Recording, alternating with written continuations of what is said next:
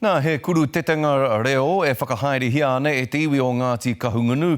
He hui ngā reo e mui a tonutia ana e te tini e pī koko ana ki te whakarauoratanga ona ki te whaia o ki te ao Mārama. Hei tā te pūrongo a te o Kiwa McLean ko tētahi pūkenga hō e whakapoapoa ana i te marea ki tēnei hui nei. Ana ko te ratonga kai whakamaori kai whakapākeha. Te reo ki tua. He karawhiti i te taua reo Māori. Ko te tino kaupapa o tēnei hui, ko te whakatōpu mai i te hunga kai ngākau ki te reo i roto o Ngāti Kahungunu, o tira tainoa ki ngā mea o te motu, ko tai manomano mai nei te rangi nei. Ko ia nei te kuru tetenga reo ki tua toru kua whakatūria mai anō.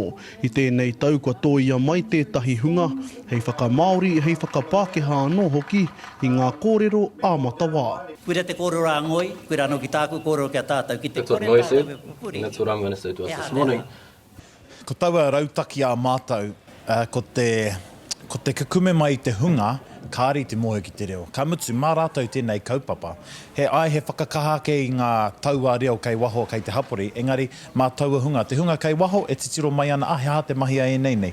Nere ka kuhu mai ki mauta e mau te taringa, kau e whakamai tō kore Mārama ki te reo, engari te tūmanako ka tupu te hehe ki roti a rātou.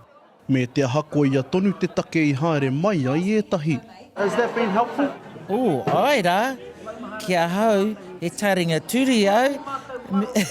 I'm a bit deaf, so for me it's been awesome. Well, listen, I only came because I heard that they were going to have these available too, you know, because when you sit in there and the level of the reo is just that up above, I just thought, oh gosh, I probably won't understand a lot of it, so it's helpful for people that know reo, but, you know, are interested in learning that next level reo as well. Whiturau katoa ngā tāngata kua opeti mai ki tēnei kuru tetenga reo i ngā rangi e rua kua pahurea kenei, me te hako te aronga nui tēnei tau he tō mai i te tangata, aha kua te taumata o te reo. Ko te reo te kaupapa matua, ko te reo te pūtake o te hui. Kāore he hui, nui, ake i tēnei nei. He hui ngā reo hei whakakotahi i te hunga whakaaweawe, kia whakaaweawe i etahi atu ki ngā ararau o tō tātou reo Māori. Engari he aha te pae tawhiti, haere ake nei.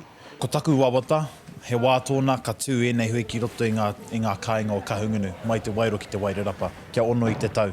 Hei whakakaha ake, hei whakakoikoi ake, hei whakapakari i ngā mea e pakangana mo te reo. Nā te mea ka pau o tātou hau i tēnei mahi o noa. Ana, ko tēnei kaupapa haramea mo te ruara, e noho ki wainga nui te mātotoro o te tangata urite ngā whakaawa.